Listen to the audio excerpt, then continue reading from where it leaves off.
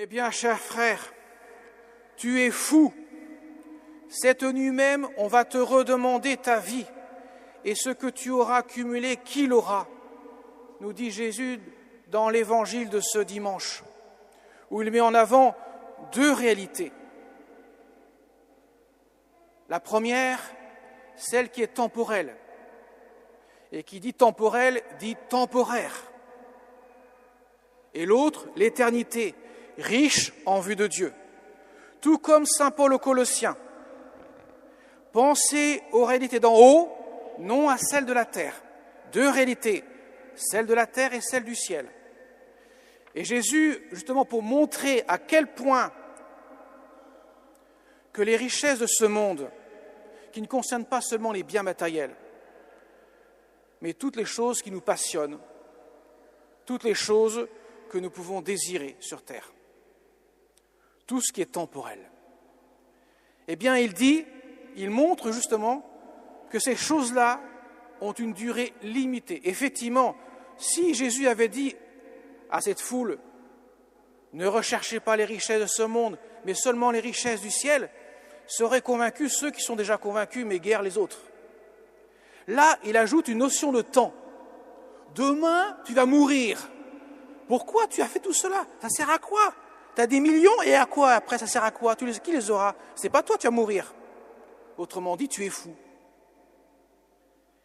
Il met la notion de temps. Et alors là, ça change tout. Pour dire, les choses de ce monde passeront. Elles cesseront. Les choses éternelles ne passeront pas. Elles dureront pour l'éternité. Qoélète, dans la première lecture, nous avons entendu, dit « Vanité des vanités, tout est vanité ». Tout s'éclaire à la résurrection, au mystère de la résurrection. Mais tant qu'il n'y a pas la connaissance de la résurrection, pour Qoélète, tout est vanité. Il n'y a aucune réalité qui ne peut pas être vanité. Parce que la réalité du ciel est bien autre chose que celle de la terre. Alors Jésus veut mettre l'accent sur quelque chose de très important. Que sont les réalités du ciel? Les réalités de la terre, nous les savons tous, nous les connaissons tous et nous courons tous après. Qui que nous soyons, personne dans cette Église ne peut dire « je ne cours pas après les choses de la terre ». Que ce soit des richesses, des biens, des loisirs, des passions que je peux vivre, etc. Nous avons tous des choses dont nous tenons particulièrement à cœur. Particulièrement à cœur. Les choses du ciel, elles ne sont pas du même ordre. Elles sont centrées sur Dieu lui-même. Et cela dès le début de l'humanité. Vous connaissez l'épisode dans la Genèse de Abel et Caïn. Les deux veulent offrir à Dieu le fruit de leur travail. Abel veut offrir le fruit de son troupeau. À Caïn, le fruit du travail de la terre. Mais Dieu agrée l'offrande d'Abel, pas celle de Caïn. Est-ce que Dieu préfère des animaux à des choux et des carottes? Pas du tout. Ce n'est pas la question de savoir ce que c'est qui est offert. C'est la question de savoir comment tu me l'offres. C'est ça qui change tout. Abel avait un cœur pur.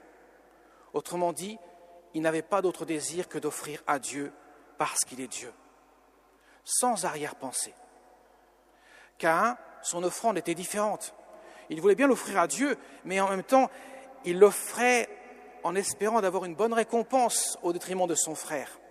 Il voulait être préféré, le préféré. Et voilà que, voyant qu'il n'est pas le préféré, il va tuer son frère.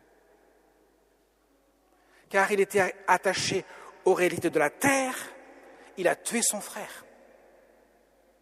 Abel était attaché aux réalités du ciel, Dieu, et rien que pour lui, son offrande était pure, car elle venait d'un cœur pur.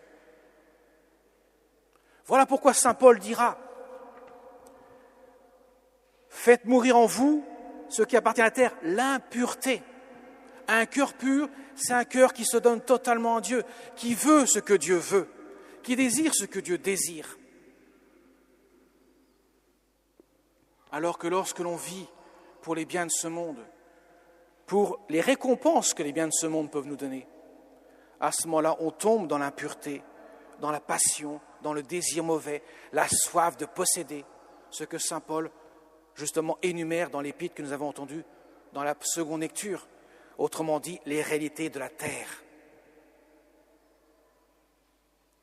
Les réalités du ciel nous conduisent justement à Dieu. Et bien sûr, elles se connaissent dans l'humilité de celui qui reçoit tout de Dieu, avec un cœur pur qui veut offrir à Dieu et qui débouche forcément sur la charité, l'amour de Dieu. Si Dieu a pris le soin de nous donner des commandements qui se résument à un seul commandement, qui est double, aimer Dieu de tout son cœur et aimer son prochain comme soi-même, Jésus dira au docteur de la loi, lorsqu'il demandera quel est le grand commandement, il citera cela précisément. De ces deux commandements, dira Jésus, ils n'en font qu'un. Toute la loi est résumée dans ces deux commandements. Applique cela et tu auras le royaume de Dieu en héritage. Aimer son frère comme soi-même de l'amour que Dieu nous me donne, lui qui me donne de l'aimer de tout mon cœur. Autrement dit, mes chers amis, les réalités du ciel, elles ne sont pas déconnectées de la terre. Quand j'offre quelque chose à Dieu, quand j'offre quelque chose aux autres, c'est la manière dont je l'offre qui change tout. Est-ce que je vis les réalités de la terre purement et simplement pour mon propre profit, ma propre gloire? Autrement dit, je tombe dans ce que dit saint Paul, l'impureté, les choses d'en bas, l'idolâtrie. Ou au contraire, je le fais avec mon cœur, tout mon cœur. Est-ce que c'est cela qui priorise mon action ou pas? Et cela peut produire des miracles. Cette semaine, j'étais témoin, j'ai participé à une session de théologie, et 2 frères faisaient l'enseignement. Il y en avait un qui était on sentait un peu aigri. Il a vécu des choses très dures en Terre Sainte, il y a 3 semaines, il était sous les bombardements, ça avait profondément marqué, et on sentait un peu aigri. Et à un moment donné, ça a éclaté comme ça devait éclater. Il a un peu rabroué son confrère, son compagnon de route, en quelque sorte, devant tout le monde. Le lendemain, c'était le soir, avant de commencer la suite de la session, il a demandé pardon à son frère. Il a demandé pardon à nous tous d'avoir assisté à la scène. Ça a changé tout. On a senti vraiment un changement radical. Une complicité entre les deux est née, une vraie fraternité, un vrai miracle de l'amour, de la charité.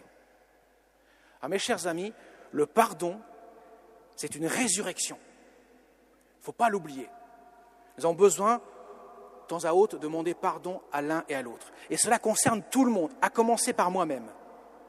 Nous ne pouvons pas dire ça concerne un tel et pas moi.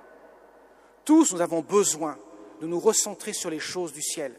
Nous sommes tirés par le bas, il faut que notre intelligence, notre volonté nous tire vers le haut. Nous avons besoin sans cesse de nous remettre dans le cœur de Dieu. Et cela passe par des pardons à donner et à recevoir. C'est le miracle que Dieu nous donne dans sa miséricorde. Vous savez que tout tient à un pardon. Jésus, sur la croix, a pardonné. Père, pardonne-leur, ils ne savent pas ce qu'ils font. Tout est suspendu à un pardon, parce qu'il a fait miséricorde à chacun d'entre nous. Il a sauvé le monde, il a recréé le monde dans sa miséricorde. Comme le disait si bien Jésus à Sainte Faustine, le plus grand attribut divin, la plus grande chose que Dieu puisse faire, ce n'est pas de créer le monde, c'est de recréer le monde dans son amour miséricordieux. Ce sont ça les réalités du ciel, les choses du ciel. Si nous vivons ces choses-là, nous serons les témoins de la miséricorde de Dieu. Si nous vivons comme des mondains et des pharisiens, nous vivons dans le mensonge. Plus de mensonges entre vous. Vous êtes débarrassés de l'homme ancien qui était en vous, de ses façons d'agir. Vous vous êtes revêtus de l'homme nouveau qui se conforme à l'image de son Créateur, nous dit saint Paul aux Colossiens. Pourquoi Jésus a été si dur avec les pharisiens, les chefs des prêtres et les scribes, eux qui connaissaient bien la loi de Moïse, la loi qui était censée être la lumière qui éclaire leur cœur, leur conscience de leur péché? C'est qu'ils étaient enfermés dans l'idolâtrie d'eux-mêmes, dans leur suffisance et leur orgueil démesuré, et que Jésus ne pouvait pas laisser passer cela. C'est pour ça qu'il les a traités de tous les noms: engeance de vipères, sépulcre béant, hypocrite, parce qu'ils n'étaient que dans l'apparence, pas dans le fond de ce que Dieu réclame. Et qu'il a montré en comparaison que la conversion des prostituées, à commencer par Marie-Madeleine, des publicains et des pécheurs, à commencer par Lévi, qui deviendra Saint Matthieu, Zachée, qui sera le fameux Amadour, qui viendra terminer sa vie à Rocamadour. Ces gens-là ont été propulsés à une très haute sainteté parce qu'ils ont reconnu que l'œuvre de la terre les conduit à la mort. Les œuvres du ciel, l'amour miséricordieux de Dieu, les conduit à la vie éternelle. La Vierge Marie, elle-même, et symbolise, signifie cela au pied de la croix. Elle est celle qui incarne la miséricorde par excellence, celle qui a reçu une grâce qui vient de la miséricorde de Jésus, par anticipation des mérites de la passion de son Fils, l'Immaculée Conception, est la première des rachetées, la première à être debout devant la croix, au pied de la croix, pour incarner à tous, comme le signe de l'Église, rachetée, purifiée, sanctifiée dans le sang du Christ, celle qui resplendit de la gloire de Dieu, celle qui n'est que transparente à l'amour et à la miséricorde de Dieu. La Vierge Marie, elle est là, elle est celle qui nous aide à emprunter ce chemin de la miséricorde de Dieu pour que nous puissions non pas nous enfermer dans l'hérité d'en bas, mais saisir l'hérité du ciel. Amen.